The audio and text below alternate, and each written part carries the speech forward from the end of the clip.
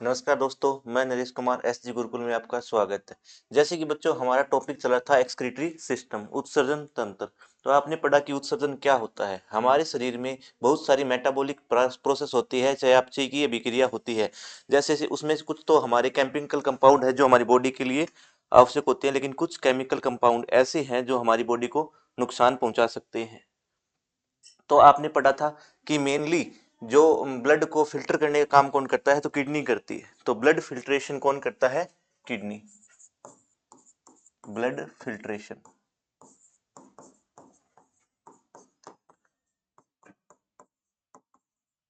और आपने ये भी देखा था कि किडनी की सबसे छोटी यूनिट क्या होती है? नेफ्रॉन होती है।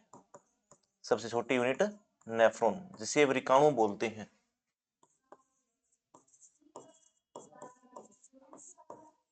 अब जो ब्लड फिल्टर का काम करते हैं किडनी, तो किडनी के अंदर होते हैं नेफ्रॉन। तो मेनली कौन फंक्शन करता है? नेफ्रॉन फंक्शन करते हैं। तो आज हम पढ़ेंगे डायग्राम ऑफ किडनी, यानी किडनी की स्ट्रक्चर। तो किडनी हमारे बॉडी में कितनी होती है? दो होती है, एक जोड़ी पाई जाती है और बीन शेप्ड होती है।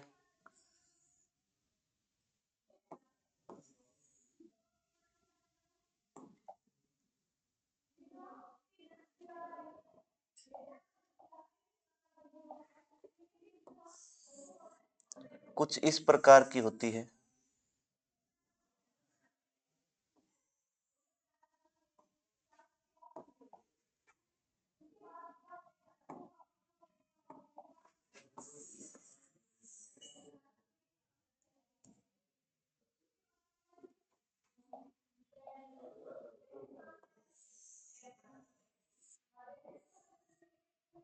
ये जो राइट किडनी होती है वो थोड़ा नीचे होती है, क्योंकि इसके ऊपर जस्ट क्या होता है? लीवर होता है। और किडनी की अंदर क्या पाई जाती है? बहुत सारी सेल्स पाई जाती है, जिन्हें क्या बोलते हैं? नेफ्रॉन बोलते हैं। यूनिट पाई जाती है, छोटी छोटी इकाई पाई जाती है।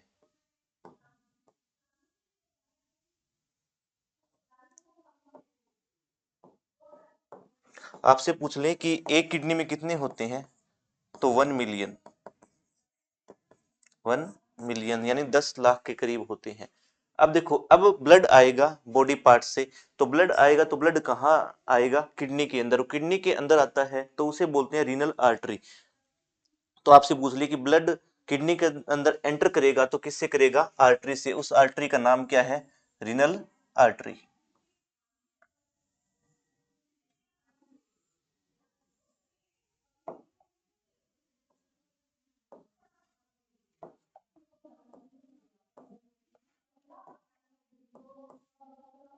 इस प्रकार से ये है रीनल आर्टरी। तो आपसे पूछ ले कि किडनी के अंदर ब्लड आता है तो किसके द्वारा आता है? तो रीनल आर्टरी के द्वारा। वृकीय धमनी।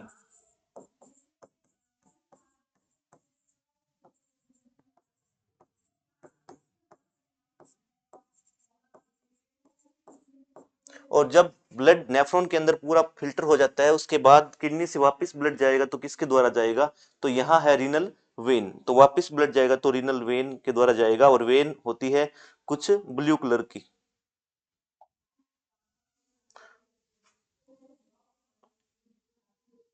तो ये क्या है? ये रीनल वेन होती है।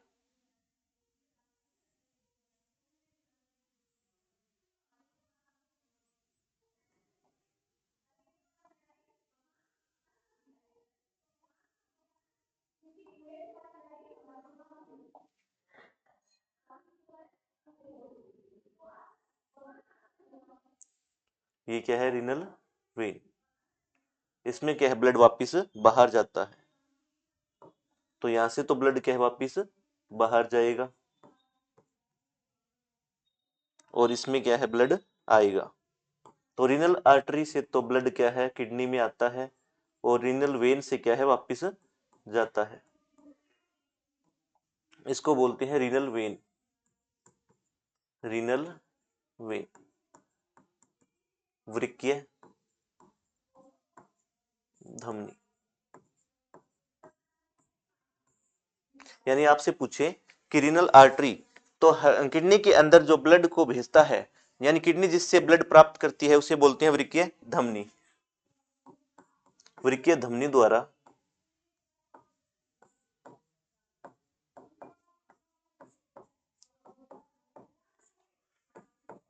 गुर्दों को रक्त प्राप्त होता है।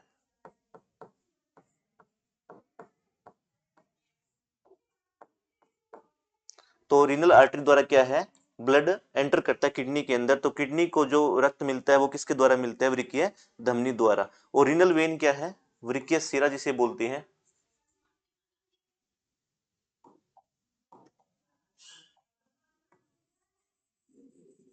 रीनल वेन वृक्कीय सिरा।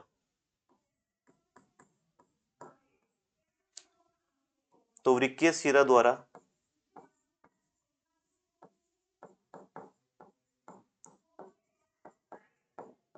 रक्त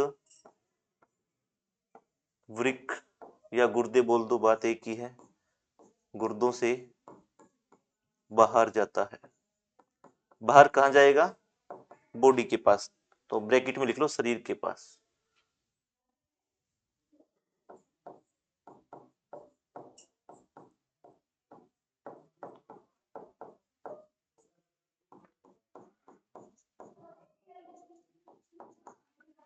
तो क्या है, शरीर के पास किडनी से वापस जो ब्लड जाएगा वो किस में जाएगा, रीनल वेन में, वृक्कीय सिरा में। तो नेफ्रॉन क्या है, इसकी सबसे छोटी यूनिट होती है किडनी की, और जो मेन ब्लड फिल्ट्रेशन का काम करती है वो कौन करते हैं, नेफ्रॉन करते हैं। अब एक किडनी के अंदर क्या है, 1 मिलियन नेफ्रॉन है, तो नेफ्रॉन बिल्कुल ही छोटा होता है, तो इसके अंदर अल्ट्रा फिल्ट्रेशन होता है, बिल्कुल ही छोटे लेवल पे क्या है, फिल्टर होता है। और फिल्ट्रेशन का मतलब क्या है, कि रक्त के अंदर कुछ ऐसे पदार्थ है जो हमारी बॉडी के लिए हानिकारक है, जैसे आपको कल बताया था, यूरिया हो गया, अमोनिया हो गया, यूरिक एसिड हो गया, तो ये सब क्या है, इसको फिल्टर करेगा किडनी, और किडनी में कौन फिल्टर करेगा, नेफ्रॉन, इसे ब्लड से अलग कर कर क्या बनाएगा, इसका यूरिन फॉर्मेशन का काम करता है किडनी। तो ये तो थी इसकी कुछ बातें, लेकिन आपसे पूछ ले एनाटोमी, यदि इसको काट कर देखिए तो इसके अंदर क्या पाया जाता है, तो इसके अंदर है, आपसे पूछ ले तो कुछ इस प्रकार का डायग्राम है किडनी का, यानी आप उस किडनी को काट कर देखोगे ना तो अंदर ऐसा स्ट्रक्चर दिखेगा। तो ये क्या है,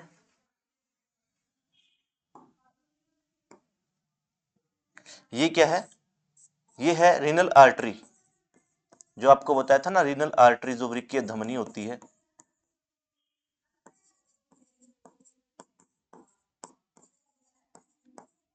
तो ये ब्लड को कहाँ ला रही है, तो ये ब्लड को बॉडी से किडनी के अंदर एंटर करवा रही है। अब ये कैसा ब्लड है, अनफिल्टर्ड, यानी ये फिल्टर नहीं हुआ है, तो अब ये फिल्टर कहाँ होगा, किडनी के अंदर। किडनी के अंदर कौन करेगा फिल्टर, नेफ्रॉन। अब ये जो बाहर वाला हिस्सा दिखाई दे रहा है, ये वाला,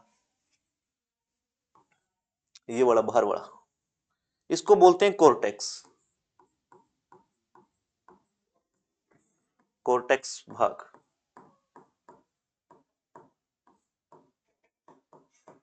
जो ये अंदर वाला है इसे बोलते हैं मेडुला, मेडुला। और जो ये आपको दिखाई दे रहा है कुछ यहाँ, इसको बोलते हैं renal pelvis, renal pelvis, renal pelvis. अब देखो, ब्लड है वो आर्टरी, रीनल आर्टरी से आएगा, उसके बाद कहाँ एंटर करेगा, किडनी के अंदर एंटर करेगा, और किडनी में फिल्टर कौन करेगा, नेफ्रॉन करेगा। उसके बाद जब ब्लड फिल्टर हो जाएगा, यानी उससे यूरिया, अमोनिया, यूरिक एसिड सब अलग हो जाएगा, उसके बाद क्या है, ब्लड वापस बॉडी पार्ट्स के पास जाएगा, किससे, रीनल वेन के द्वारा। तो इससे क्या है, ये देखो दिखा रहा है ना, फिल्टर्ड ब्लड, यानी यहाँ से खून छन कर वापिस जा रहा है, तो ये क्या है, रीनल वेन है, वृक्कीय सिरा।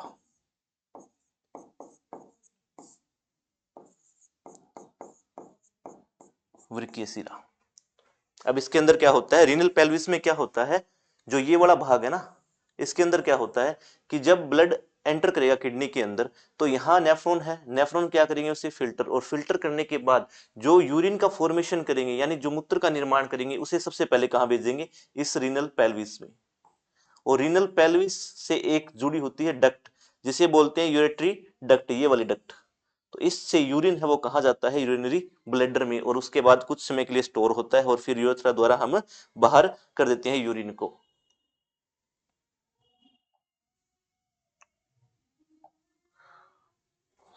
तो ये है आपका किडनी, और किडनी के अंदर रीनल आर्टरी और रीनल वेन और नेफ्रॉन। अब देखो, अब यहां से जुड़ी हुई होती है जो रीनल वाला पेल्विस वाला भाग है ना, ये वाला भाग, कुछ इस प्रकार का भाग आपको दिखाया था, रीनल पेल्विस। तो यहां से जुड़ी होती है डक्ट, एक नलिका, इसको बोलते हैं यूरेटरी डक्ट, मूत्र वाहिनी, यूरेटरी डक्ट, मूत्र वाहिनी। अब आपसे पूछ ले कि यूरेटर डक्ट की लंबाई कितनी होती है, इसकी लेंथ कितनी होती है, तो ये लगभग 25 सेंटीमीटर होती है, 25 सेंटीमीटर, 25 सेंटीमीटर। अब यहाँ क्या होता है, यहाँ आपका होता है एक ब्लेडर,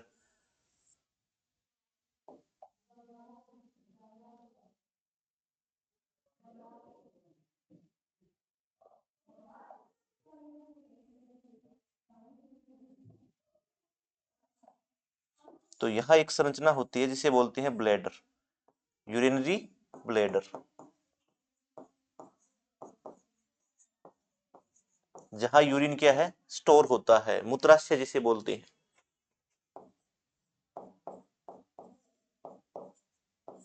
अब ये बड़ा पार्ट है, इसे बोलते हैं यूरेथ्रा,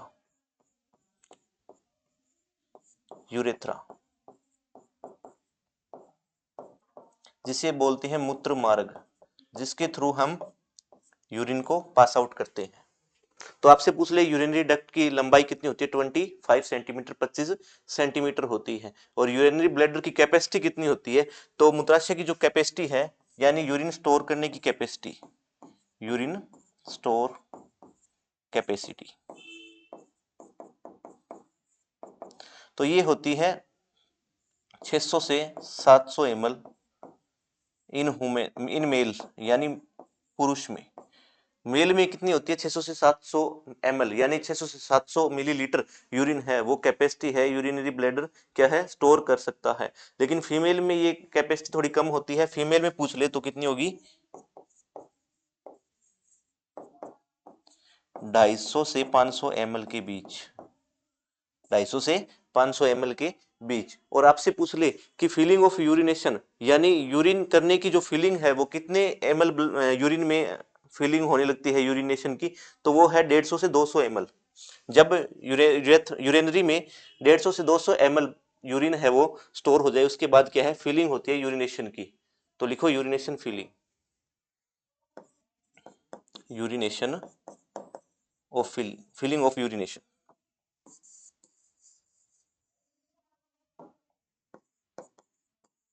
फीलिंग ऑफ यूरिनेशन, 150 से 200 ml। ये तो था यूरिनरी ब्लैडर की कैपेसिटी। यूरिनरी ब्लैडर में क्या होता है, यूरिन स्टोर होता है। और यूरिनरी ब्लैडर के अंदर यूरिन आता कहाँ से, तो यूरेटरी डक्ट द्वारा। इसकी लंबाई कितनी होती है, 25 सेंटीमीटर। और इस यूरिन का फॉर्मेशन कौन करता है, किडनी करते हैं, और किडनी में नेफ्रॉन करते हैं। तो अब ये तो था किडनी।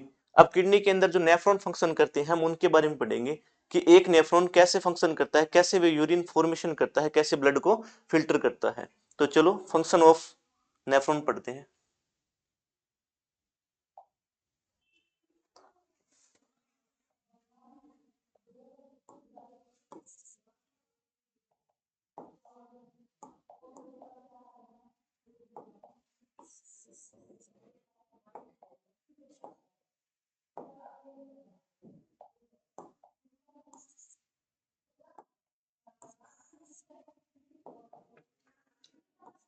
फंक्शन ऑफ नेफ्रॉन,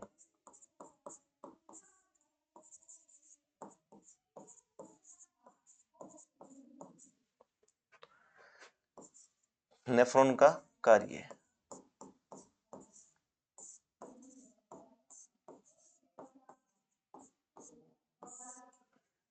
और नेफ्रॉन की संरचना, एंड स्ट्रक्चर ऑफ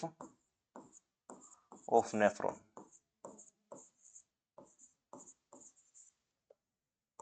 नेफ्रॉन की संरचना,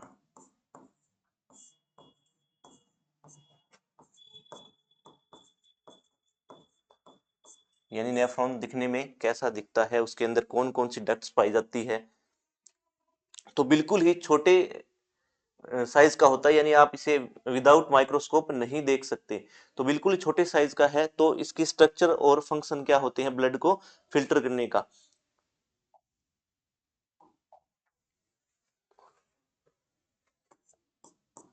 तो सबसे पहले यदि आप नेफ्रॉन को देखोगे तो कुछ इस प्रकार की संरचना मिलेगी।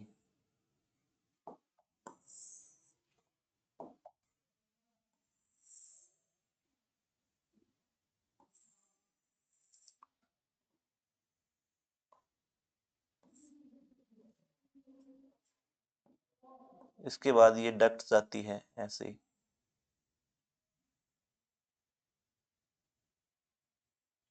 ऐसे होते हुए।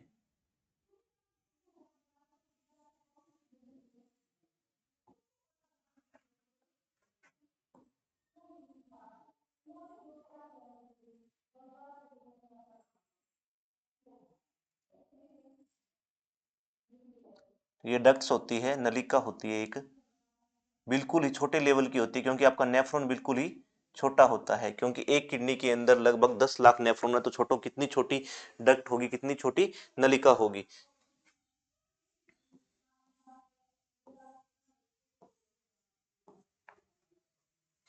तो इसके अंदर कुछ संरचना पाई जाती है इस प्रकार की।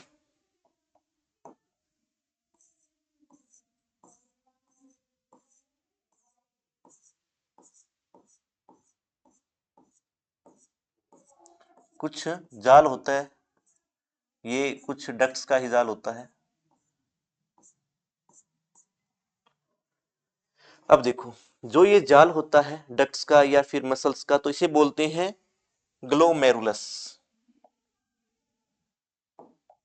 इसको बोलते हैं ग्लोमेरुलस, गुच्छ जिसे बोलते हैं ग्लोमेरुलस। याद इंग्लिश में रखना भाई, इसको बहुत बार इंग्लिश में आता है ये ग्लोमेरुलस। गुच्छ बोलते हैं इसको, या फिर आप हिंदी में लिखो तो ग्लोमेरुलस ही लिखना, ग्लोमेरुलस। क्या बोलते हैं इसको? ग्लोमेरुलस। अब ये जो कप जैसी संरचना है इसको बोलते हैं वोमेन संपुट या women's capsules, women's capsule, women's capsule. इसके अंदर और कुछ याद रहे ना रहे, लेकिन ये नाम जरूर याद रख लेना, क्योंकि इसके स्ट्रक्चर से क्वेश्चन बहुत बार पूछते हैं। प्रीवियस क्वेश्चन आप पेपर आप उठा के देखोगे ना, तो आपसे पूछेगा कि ग्लोमेरुलस किसका भाग है, वोमेन कैप्सूल किसका भाग है, या फिर हिंदी में इसको बोलते हैं वोमेन संपुट, वोमेन संपुट, वोमेन संपुट। अब जो ये डक्ट ऐसे आ रही है इसको बोलते हैं पीसीटी, आगे वाली नलिका, इसको बोलते हैं पीसीटी। और आपसे पूछता है, बहुत बार पूछा भी गया है कि पीसीटी की फुल फॉर्म क्या होती है। तो पीसीटी होता है प्रोक्सिमल कॉन्वोलेटेड ट्यूब्यूल। तो यहाँ ट्यूब नहीं लिखोगे, ट्यूब्यूल लिखोगे, क्योंकि ट्यूब होती है छोटे लेवल की और उससे भी छोटे लेवल का नेफ्रॉन है, तो उसे बोलते हैं tubule. Proximal convoluted tubule, PCT proximal convoluted tubule. Hindi में लिखना चाहते हो तो ऐसे लिखो समीपस्थ संग्रहित नलिका, समीपस्थ या फिर आगे झुकी हुई नलिका, समीपस्थ नलिका। अब इसके बाद जो एक डक्ट दिखाई दे रही है ये आपको, तो इसे बोलते हैं, ये इतनी तो है पीसीटी। अब ये जो है ये पीसीटी का ही भाग है, इसको बोलते हैं डिसेंडिंग लिम्ब, अवरोही नलिका, उतरती हुई नलिका। तो इसे बोलते हैं डिसेंडिंग लिम्ब, डिसेंडिंग लिम्ब, अवरोही नलिका, अवरोही नलिका। अब जो ये वाली है, यानी यहां से यहां तक, इसको बोलते हैं असेंडिंग लिम्ब, आरोही नलिका, यानी ऊपर चढ़ती हुई नलिका। तो इसको बोलो असेंडिंग लिम्ब, आरोही नलिका, तो ये है असेंडिंग लिम्ब, आरोही नलिका।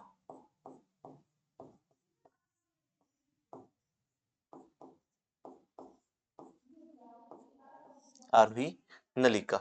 अब जो ये वाली है इससे आगे, डिसेंडिंग से आगे जो दिखाई दे रही है ऐसे, इसको बोलते हैं डीसीटी। डीसीटी। अब आपसे पूछ ले कि डीसीटी क्या होता है, फुल फॉर्म क्या होती है, तो ये होती है distal convoluted tubule. Distal convoluted tubule, इसको बोलते हैं दूरस्थ नलिका। दूरस्थ नलिका, दूरस्थ नलिका। और जो ये वाली डक्ट है इसको बोलते हैं कलेक्टिंग डक्ट। कलेक्टिंग डक्ट, संग्रहित नलिका। संग्रहण करेगी, ये किसका संग्रहण करेगी, अब देखेंगे थोड़ी देर में किसका संग्रहण करती है, तो संग्रहित नलिका।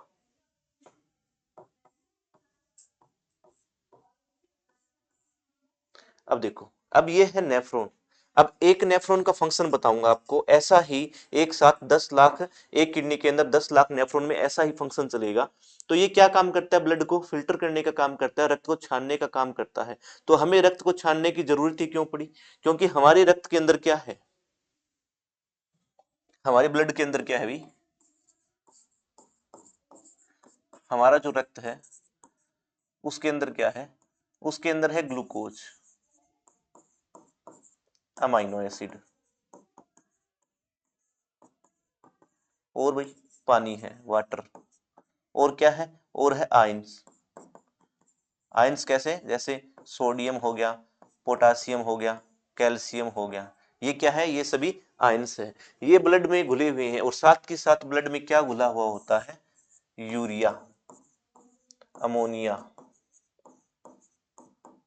और यूरिक एसिड। ये सारा कंपोनेंट कहाँ घुला हुआ है, ये है यूरिन के अंदर घुला हुआ। अब हमें क्या करना है, हमें इन्हें अलग करना है। ये सॉरी, ब्लड के अंदर घुला हुआ है सारा कुछ, तो इसके अंदर ग्लूकोज भी है, अमीनो एसिड भी है, वाटर भी है, और यूरिया है, अमोनिया है, यूरिक एसिड है। हमें ब्लड में से किसको फिल्टर करना है, तो हमें जो नाइट्रोजन बेस है, यानी इन्हें बोलते हैं नाइट्रोजन बेस, जिसके अंदर किसका अमाउंट हो, नाइट्रोजन का अमाउंट हो। और आपको पता है कि हमारी बॉडी के लिए नुकसानदायक है नाइट्रोजन। तो नाइट्रोजन बेस है, इन पदार्थों को क्या करना है, यूरिया को, अमोनिया को, यूरिक एसिड को, इनको हमें कहाँ करना है, यूरिन के थ्रू बाहर करना है, बॉडी से बाहर करना है।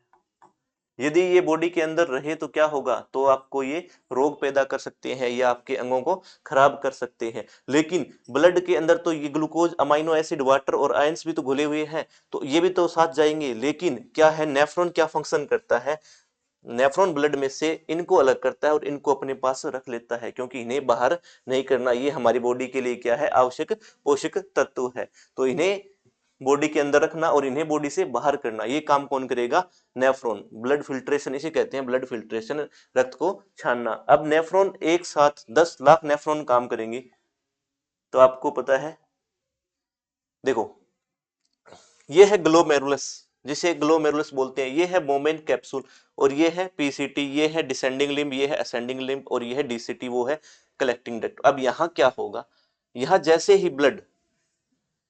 ही ब्लड देखो ऑर्गन के पास आएगा, ऑर्गन से आएगा तो कहाँ आएगा, रीनल आर्टरी के द्वारा आएगा। ब्लड कहाँ से आएगा, रीनल आर्टरी द्वारा, क्या करने के लिए, फिल्टर होने के लिए। अब ये फिल्टर होने के लिए आएगा तो कहाँ एंटर करेगा, किडनीज में, किडनी के अंदर एंटर करेगा, तो किडनी के पास ये लाकर रख देता है इनको, जैसे यहां, ऐसे, यहां इससे बहुत सारी आर्टरी जुड़ी है, छोटी छोटी, बहुत सारी आर्टरी जुड़ी होती है, छोटी छोटी, जो क्या करती है, ब्लड को आगे आगे भेजती है। और इस आर्टरी से आगे छोटी छोटी और आर्टरियोल निकली हुई होती है, जो नेफ्रॉन के अंदर क्या, ब्लड को पहुंचाती है। क्या करती है, नेफ्रॉन के अंदर ब्लड को पहुंचाती है। तो ब्लड किससे आया, रीनल आर्टरी से, रीनल आर्टरी से बाद में आगे इसकी ब्रांचेज है, आगे ये विभाजित हो जाती है अलग अलग आर्टरी में, और उससे भी आगे ये नेफ्रॉन के अंदर एंटर करती है, छोटी छोटी नलिका, इन्हें बोलते हैं नेफ्रॉन के अंदर पहुंचाने वाली रक्त को नेफ्रॉन के अंदर पहुंचाने वाली नलिका, तो इसका नाम क्या होता है देखो।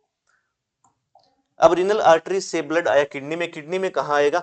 अब रीनल आर्टरी तो एक है, वो सभी नेफ्रॉन को अपना ब्लड नहीं पहुंचा सकती, तो उससे आगे छोटी छोटी धमनियां जुड़ी हुई होती है जिन्हें बोलते हैं एफरेंट आर्ट्रियोल। तो इस नेफ्रॉन के अंदर रीनल आर्टरी से जो ब्लड लेके आएगा नेफ्रॉन के अंदर पहुंचाएगा, वो कौन पहुंचाएगा, एफरेंट आर्ट्रियोल। इसको बोलते हैं एफरेंट, एफरेंट आर्ट्रियोल। आर्ट्रियोल क्या होता है, आर्टरी से भी बहुत छोटा।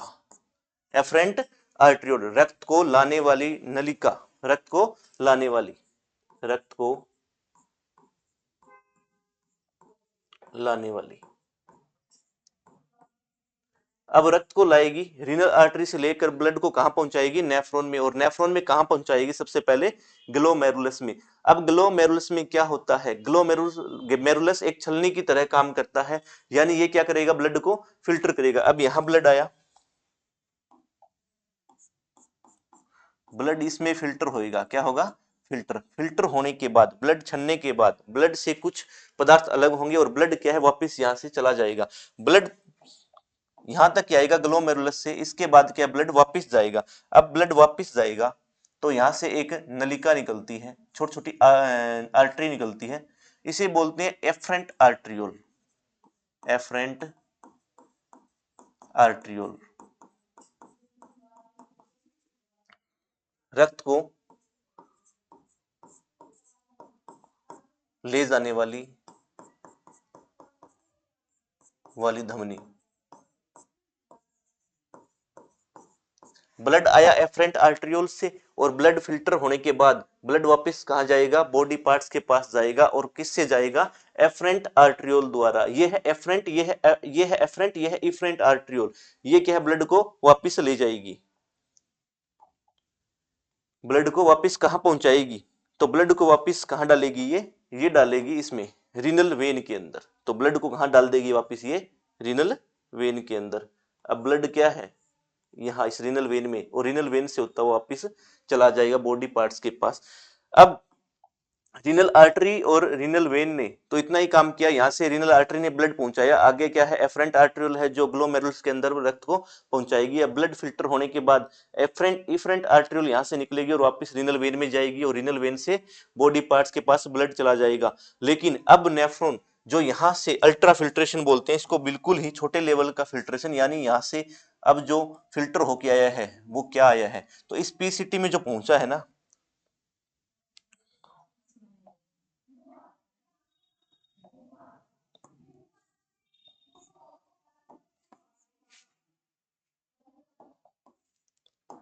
अब देखो, अब इसके अंदर क्या क्या आया है बच्चों, इसके अंदर आया है पानी, क्योंकि ब्लड के अंदर क्या था, पानी था। और आपने क्या देखा था, जो यहाँ आया है ना इसके अंदर, अब ब्लड तो वापस चला गया, और ब्लड से छनकर क्या क्या आया है, तो पानी आया है, और क्या है, ग्लूकोज आया है, आयन हाई है, यूरिया आया है, यूरिक एसिड आया है, अमोनिया आया है।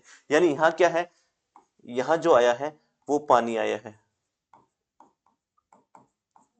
और क्या है, अभी ग्लूकोज आया है।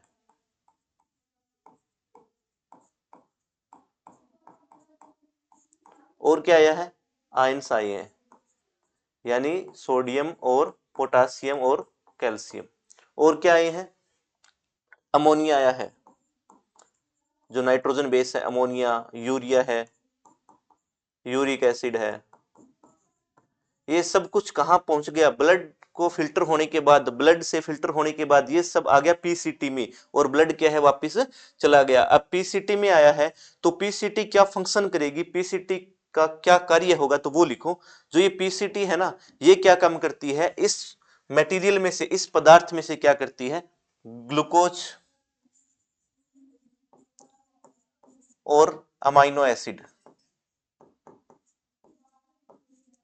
अमाइनो एसिड क्या होते हैं, अमीनो अम्ल। जो आपने प्रोटीन खाया उसकी सबसे छोटी फॉर्म क्या होती है, अमीनो एसिड। तो पीसीटी क्या करती है, ग्लूकोज और अमीनो अम्ल ये भी बॉडी से बाहर नहीं जाने चाहिए। यदि ग्लूकोज बॉडी से बाहर चला गया अमीनो एसिड बाहर चला गया तो क्या होगा, हमारे बॉडी के अंदर कुछ डिजीज हो सकती हैं, तो ये भी बॉडी से बाहर नहीं जाने चाहिए। हमारी बॉडी को आवश्यकता है किसकी, ग्लूकोज की और किसकी, अमीनो एसिड की। तो बॉडी के अंदर इनको रखना जरूरी है। तो नेफ्रॉन का पीसीटी क्या करता है, जो ये पानी आया है, जो ये मटेरियल आया है, इसमें से ग्लूकोज और अमीनो एसिड अपने पास रख लेता है।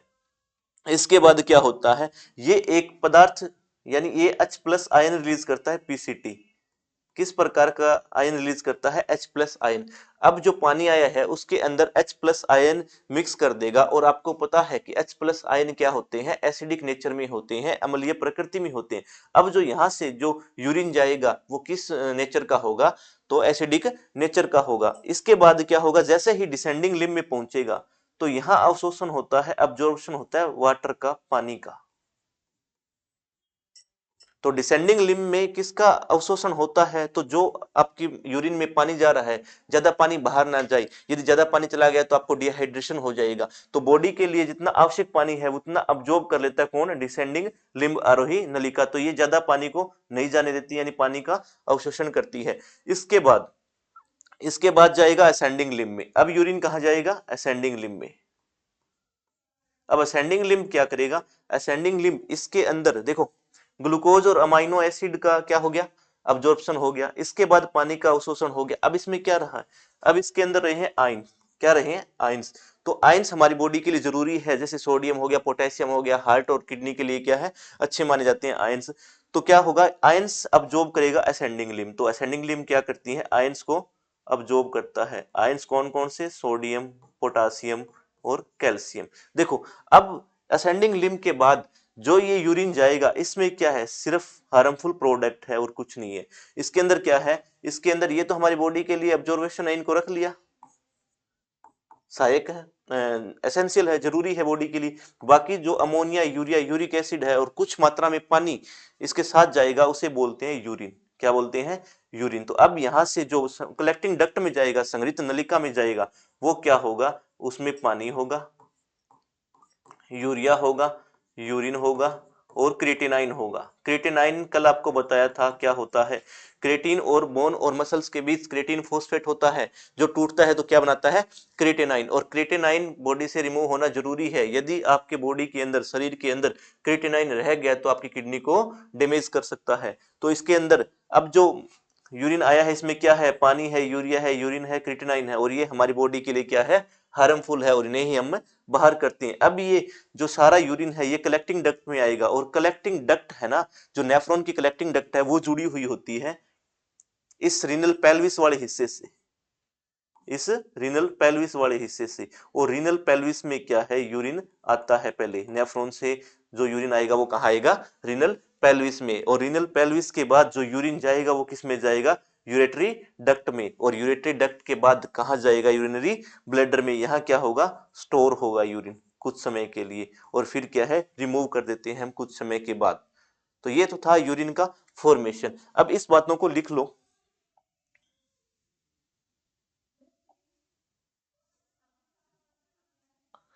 कि पीसीटी का कार्य क्या होता है। तो पीसीटी का कार्य क्या होता है, तो लिखो, पीसीटी ग्लूकोज और अमाइनो एसिड का अवशोषण करती है, का अवशोषण करती है।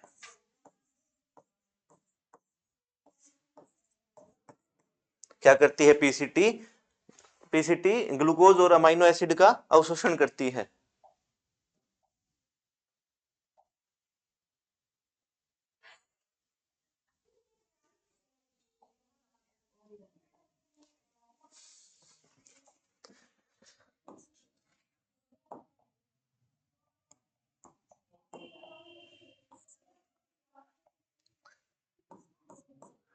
पीसीटी ग्लूकोज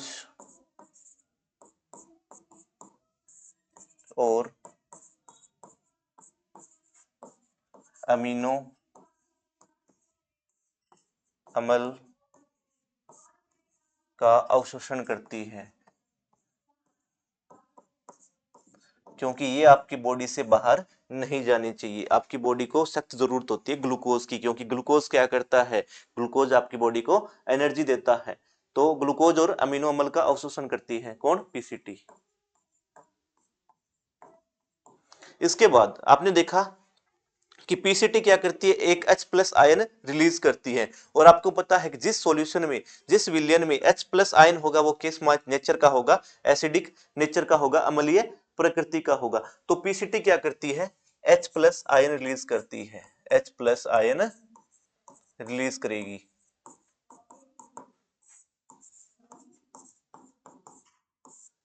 और यही H प्लस आयन क्या है, नेचर देंगे, नेचर ऑफ यूरिन, यानी मूत्र की प्रकृति कैसे बनाएंगे, अम्लीय, एसिडिक, अम्लीय एसिडिक। और पीएच मान कितना होता है, 6 होता है, कितना होता है, 6 होता है पीएच मान। तो ये तो था पीसीटी का फंक्शन, पीसीटी का कार्य।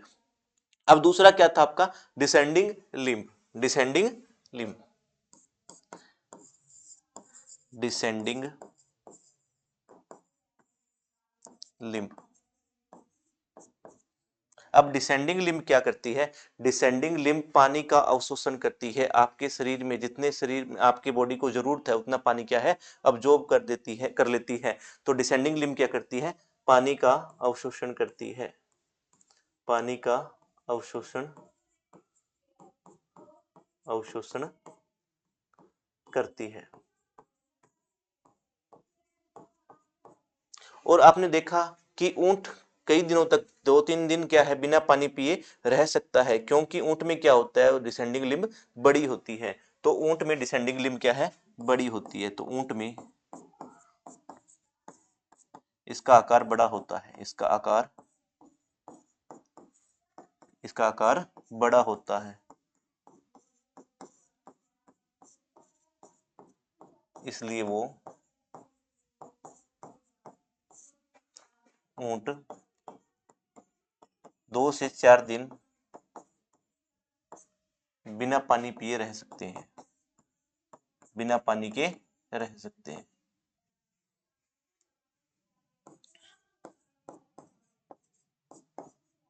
रह सकते हैं। अब इसमें क्या हो गया, इसमें हो गया मतलब आपके ग्लूकोज का और क्या है, अमाइनो एसिड का और किसका, पानी का एब्जॉर्प्शन होगा। अब जो बाकी आयंस बचे हैं, सोडियम हो गया, पोटेशियम हो गया, कैल्शियम होगा, इनका एब्जॉर्प्शन कौन करेगा, तो इनका एब्जॉर्प्शन करेंगे असेंडिंग लिम्ब। तो असेंडिंग लिम्ब क्या फंक्शंस करती है,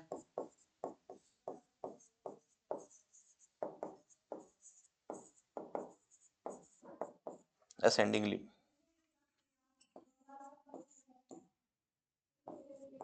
ये आयन को, आयंस जैसे कि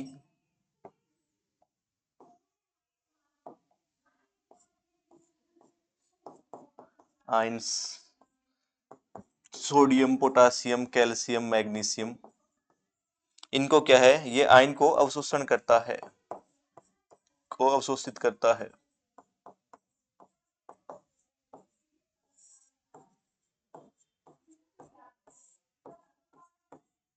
आयंस को अवशोषित करता है। तो देखो बच्चों, यहां से आपके बहुत सारे क्वेश्चन बनते हैं। आपसे पूछ ले कि पीसीटी किसका भाग है, तो पीसीटी नेफ्रॉन का भाग है। पीसीटी की फुल फॉर्म क्या है, प्रोक्सिमल कन्वोल्यूटेड ट्यूब्यूल है। पीसीटी का फंक्शंस क्या है, तो ये क्या है, ये ग्लूकोज और अमाइनो अम्ल को क्या करती है, अब्जॉर्प्शन करती है। डिसेंडिंग का क्या फंक्शन होता है, तो पानी का अब्जॉर्प्शन करती है। असेंडिंग का क्या फंक्शन होता है, तो ये आयंस को अब्जॉर्ब करती है, जैसे सोडियम हो गया, पोटेशियम हो गया और कैल्शियम मैग्नीशियम हो गया।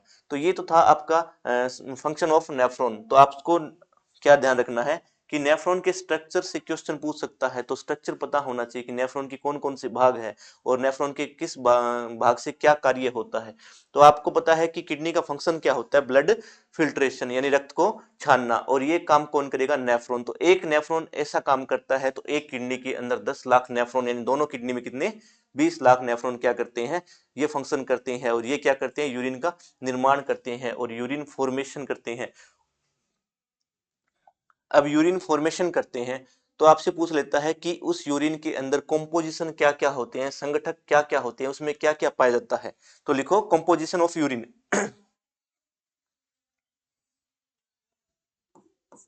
कॉम्पोजिशन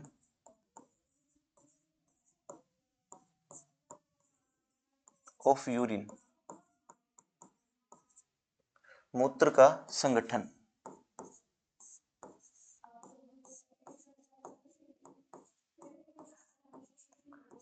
यूरिन के अंदर कॉम्पोजिशन क्या क्या होते हैं, यानी संगठन क्या क्या होते हैं। तो नॉर्मली क्या होता है और अब नॉर्मली क्या होता है, देखो नॉर्मली क्या होता है, सामान्य क्या होता है, सामान्यतः क्या है, पानी होता है, वाटर, पानी। कितना परसेंट होता है, आपसे पूछ ले कि यूरिन के अंदर पानी कितना परसेंट होता है, तो 95% होता है, 95% पानी होता है, 95%। अब देखो और क्या होता है, तो आपने पढ़ा था यूरिया होता है यूरिन के अंदर, और यूरिया कौन बनाता है, तो लीवर बनाता है। तो यूरिया कितना होता है,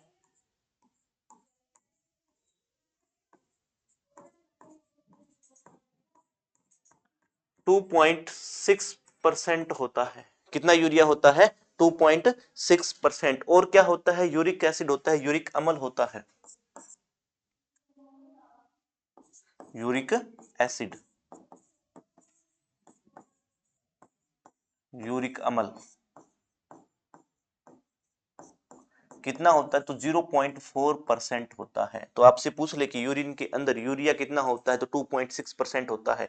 यूरिक एसिड कितना होता है, तो 0.4% होता है। अब बाकी बचा क्रेटिनाइन। तो क्रेटिनाइन कितना होता है, क्रेटिनाइन,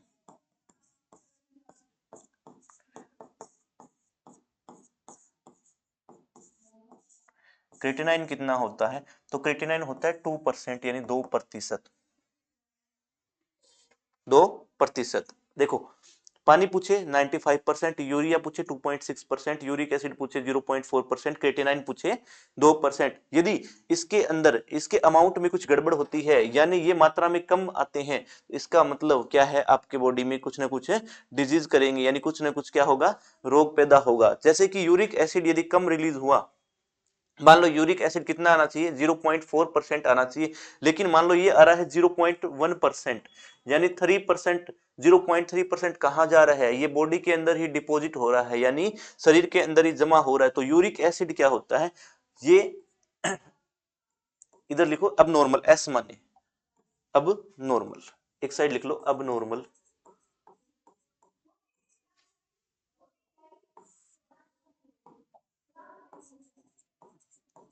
अब नॉर्मल, एस माने जब ये कम या ज्यादा, मतलब इसका अमाउंट क्या है, कम या ज्यादा हो जाए, uric acid, urea, ammonia, creatinine का, तो क्या होगा, तो देखो यदि यूरिक एसिड यूरिन में कम आई, तो इसका मतलब यानी ये आ रहा है कम, यूरिक एसिड यूरिन के अंदर इसकी मात्रा है कम, तो क्या होगा, आपकी बॉडी के अंदर ये जमा हो जाएगा, और जमा कहाँ होगा, ये जोड़ों में। तो यूरिक एसिड क्या है, जोड़ों में जमा हो जाता है। तो लिखो यूरिक अम्ल जोड़ों में, शरीर में जोड़ों में जाकर जमा हो जाता है, शरीर में जोड़ों में, जो ज्वाइंट्स होते हैं जैसे हाथ वाला, पांव वाला, तो जोड़ों में जाकर जमा हो जाते हैं। यदि यूरिक एसिड जोड़ों में यानी जॉइंट्स में जाकर जमा हो गया, डिपॉजिट हो गया, तो आपको क्या है, उठने बैठने में क्या होगी, तकलीफ होगी, वहां दर्द होगा, पेन होगा। तो इसे बोलते हैं गाउट बोलते हैं, गठिया रोग। आपसे पूछ ले कि गठिया रोग का कारण क्या है, तो यूरिक एसिड का जॉइंट्स में जमा हो जाना क्या है, गाउट्स है, गठिया रोग। इसको क्या बोलते हैं, गठिया रोग, जमा हो जाता है, गठिया रोग कहते हैं, गठिया रोग। इसको बोलते हैं गाउट, गाउट मिल सकता है, या एरेथ्राइटिस, एरेथ्राइटिस, एरेथ्राइटिस भी लिखा मिलेगा कहीं कहीं आपको। तो एरेथ्राइटिस या गाउट क्या होता है, गठिया होता है, यूरिक एसिड के जमाव के कारण जो पेन होता है, जो दर्द होता है, या फिर जो रोग होता है, उसे बोलते हैं गाउट, गठिया रोग। यदि देखो यदि पानी ज्यादा आने लगे तो क्या होगा, डिहाइड्रेशन, निर्जलीकरण, यानी पानी की मात्रा ज्यादा है, तो इसका मतलब क्या है, निर्जलीकरण, शरीर के अंदर पानी की क्या हो जाएगी, कमी हो जाएगी, तो निर्जलीकरण डिहाइड्रेशन बोलते हैं। क्या बोलते हैं, निर्जलीकरण। अब यदि क्या है, यूरिया का फॉर्मेशन कौन करता है, तो लीवर करता है। कौन करता है, लीवर। यदि यूरिया 2.6 आ रहा है, यदि ये आने लगे 1.5 या फिर 1%, तो क्या होगा, मतलब आपके बॉडी के अंदर कुछ यूरिया क्या है, जमा हो रहा है, डिपॉजिट हो रहा है, तो ये क्या करता है, जिस ऑर्गन के पास होगा उसको डैमेज कर देगा, तो क्या है, अंगों को नुकसान पहुंचाता है, अंगों को नुकसान पहुंचाता है।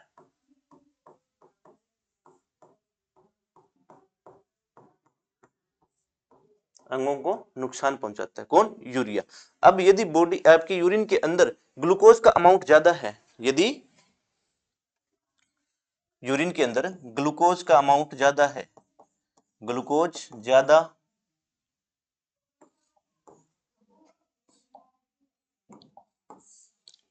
यूरिन में ग्लूकोज की मात्रा, यूरिन में ग्लूकोज की मात्रा का ज्यादा होना, यानी यूरिन के अंदर ग्लूकोज ज्यादा आ रहा है, तो इसका मतलब आपकी बॉडी के अंदर ग्लूकोज का अमाउंट क्या है, ज्यादा हो रहा है, तो इसे बोलते हैं शुगर। क्या बोलते हैं, शुगर या डायबिटीज। तो यूरिन में ग्लूकोज की मात्रा का ज्यादा आना क्या कहलाता है, शुगर। कौन सा रोग हो जाता है, शुगर होता है, डायबिटीज।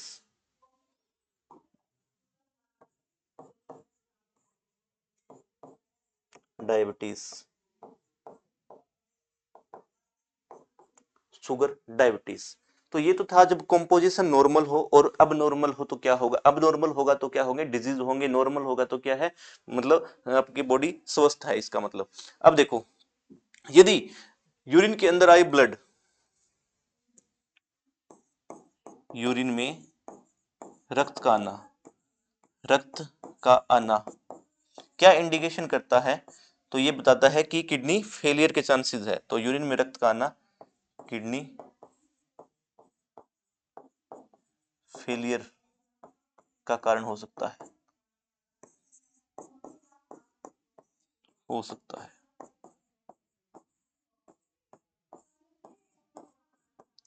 तो ये तो था आपका नॉर्मल और अब नॉर्मल। अब देखो, अब क्या है कि आपसे पूछ लेता है कई बार कि जीएफआर क्या होता है, ग्लोमेरुलस फिल्टर रेट जिसको बोलते हैं जीएफआर।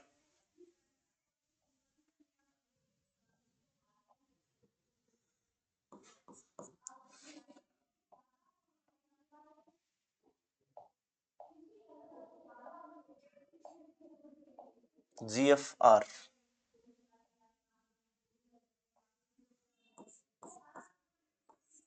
जीएफआर। अब ये क्या होता है, ये होता है ग्लोमेरुलस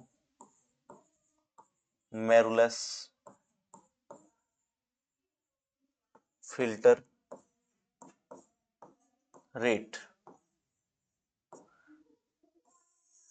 ग्लोमेरुलस फिल्टर रेट, तो जीएफआर क्या होता है, ग्लोमेरुलस फिल्टर रेट क्या होता है, ब्लड को फिल्टर करने की दर, यानी जो आपका ग्लोमेरुलस क्या कर रहा है, ब्लड को फिल्टर कर रहा है, तो कितना ब्लड फिल्टर कर पाता है, यानी 1 मिनट में कितना ब्लड फिल्टर कर पाता है। तो यदि बात करें जीएफआर यानी ग्लोमेरुलस फिल्टर रेट की, तो 1 मिनट में, 1 मिनट में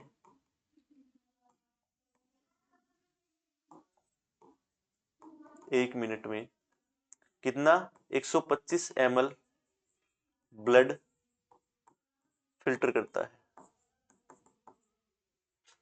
125 ml क्या है, ब्लड फिल्टर करता है ग्लोमेरुलस फिल्टर। यदि बात करें एक दिन की, तो एक दिन में यानी 1 डे,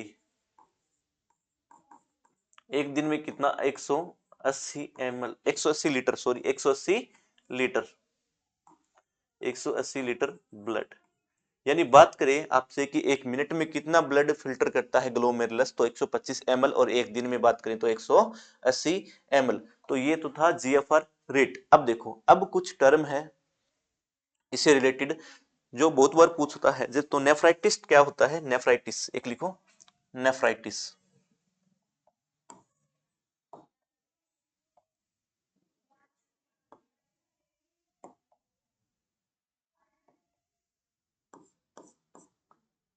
नेफ्राइटिस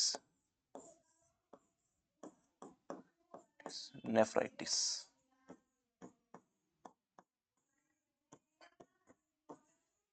तो नेफ्राइटिस क्या होता है? नेफ्राइटिस होता है, एक टर्म होती है जिसे बोलते हैं नेफ्राइटिस। तो स्वेलिंग इन नेफ्रॉन, यानी नेफ्रॉन में सूजन आना। तो swelling in nephron, swelling in nephron, nephron में सूजन, नेफ्रॉन में सूजन आना।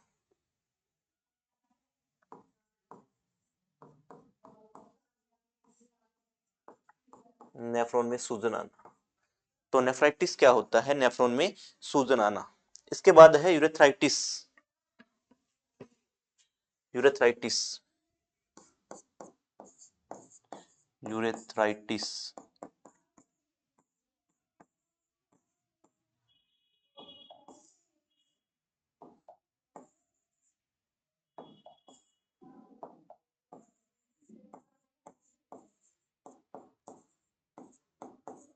यूरेथ्राइटिस। तो यूरेथ्राइटिस क्या होता है? Swelling in urinary bladder. तो स्वेलिंग इन यूरिनरी ब्लैडर, मूत्राशय में सूजन आना।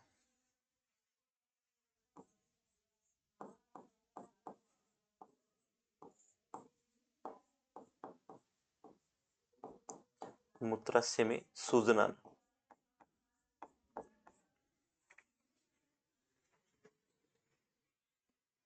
मूत्राशय में सूजन आना यूरेथ्राइटिस कहलाता है।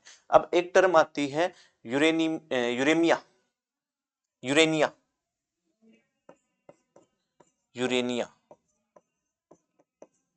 यूरेनिया। ये क्या होता है? यूरेमिया होता है। यूरेमिया क्या होता है? यूरेमिया होता है यूरिन के अंदर यूरिया की मात्रा ज्यादा आना। तो यूरेमिया क्या होता है? यूरिन के अंदर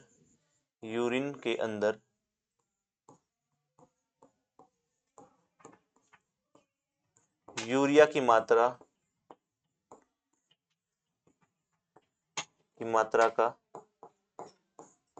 ज्यादा होना, ज्यादा होना क्या कहलाता है? यूरेमिया कहलाता है। एक होता है एनूरिया।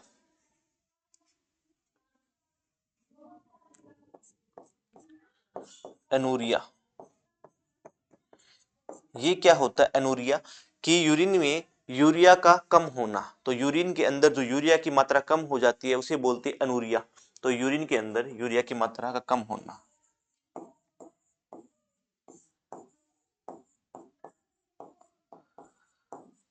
यूरिन के अंदर यूरिया की मात्रा का कम होना।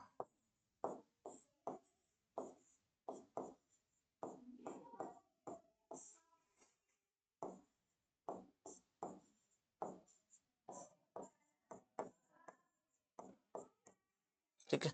एक होता है डाइस यूरिया। एक क्या होता है बच्चों? Dice urea, dice urea. ये क्या होता है? डाइस यूरिया कि पेनफुल यूरिनेशन, जब आप यूरिन करते हो तो ज्यादा जलन या फिर पेन हो उसे बोलते हैं डाइस यूरिया। उसको क्या बोलते हैं? Dysuria. तो painful urination, painful urination,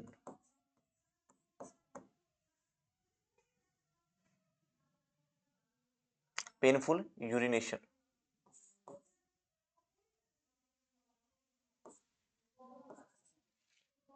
painful urination.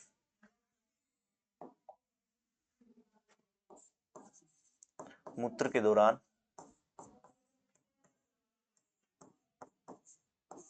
दर्द होना क्या है? पेनफुल यूरिनेशन क्या कहलाता है? डाइस्यूरिया। अब एक होता है डाई यूरेशिया, डाई यूरेशिया। एक होता है डाई यूरेशिया। ये क्या होता है? डाई यूरेशिया क्या होता है? कि जो यूरिन का अमाउंट है वो ज्यादा होना, यानी बार बार यूरिन आना। तो डायूरेशिया क्या होता है? डायूरेटिक बोलते हैं इसको, डायूरेटिक। डायूरेटिक डायूरेटिक ये क्या होता है? यूरिन के अंदर यूरिन की मात्रा का ज्यादा होना। यूरिन की मात्रा ज्यादा होना, बार बार यूरिन, बार बार यूरिन करना। डायूरेटिक क्यों बोलते हैं?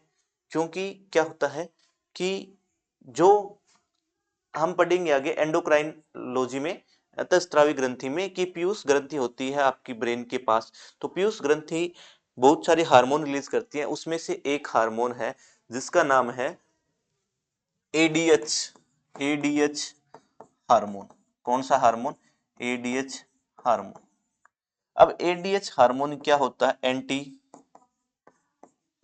Die यूरेटिक hormone. Anti diuretic hormone, ये क्या काम करता हार्मोन? ये शरीर के अंदर पानी का संतुलन बनाए रखता है। तो क्या लिखोगे? डाईयूरेटिक हार्मोन क्या काम करता है शरीर के अंदर? शरीर में पानी की मात्रा पर, शरीर में पानी की मात्रा का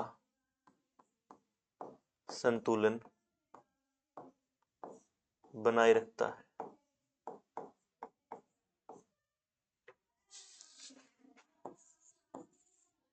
बनाए रखता है। यदि आप ज्यादा चाय पी रहे हो, कॉफी पी रहे हो, या फिर अल्कोहल ले रहे हो, तो ज्यादा क्या है चाय पीने से, कॉफी पीने से, तो ज्यादा ज्यादा चाय, कॉफी या शराब से, या शराब से एडीएच हार्मोन, एडीएच हार्मोन असंतुलित हो जाता है। असंतुलित हो जाता है। अब ये एडीएच हार्मोन असंतुलित हो गया तो क्या होगा? तो ये क्या कर रहा था? पानी को मात्रा को संतुलन कर रहा था, यानी पानी की मात्रा का संतुलन बनाए रख रहा था बॉडी के अंदर। यदि इससे हार्मोन क्या है, चाय कॉफी से, शराब से क्या है, एडीएच हार्मोन असंतुलित हो जाता है, हो जाता है, और पानी की मात्रा पर, पानी पर संतुलन नहीं कर पाता, पानी की मात्रा पर संतुलन नहीं कर पाता, पानी की मात्रा पर संतुलन नहीं कर पाता,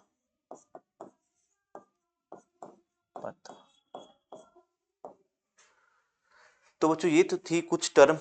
आपसे पूछ ले, नेफ्राइटिस क्या होता है, यूरेथ्राइटिस क्या होता है, एरेथ्राइटिस क्या होता है, डायसूरिया क्या होता है, डायूरेटिक क्या होता है।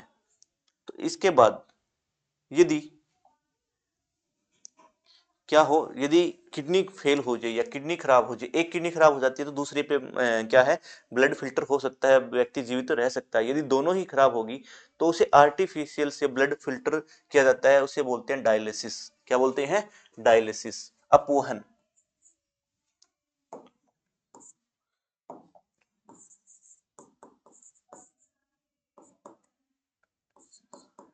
डायलिसिस, इसे बोलते हैं अपोहन। क्या बोलते हैं? अपोहन। तो ये क्या होता है? कृत्रिम रूप से, कृत्रिम रूप से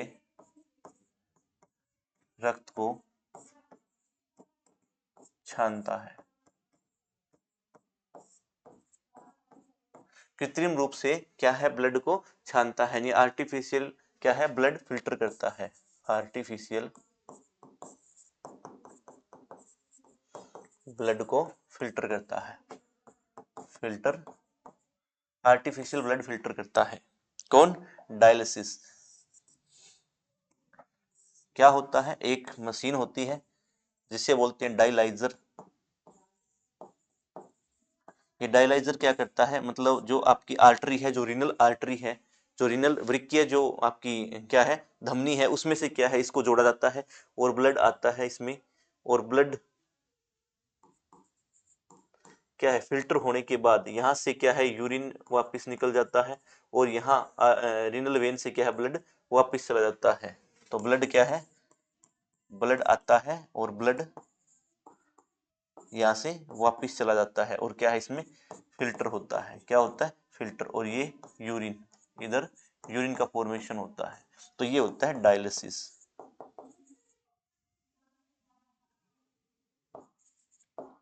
डायलिसिस। तो ये है डायलिसिस।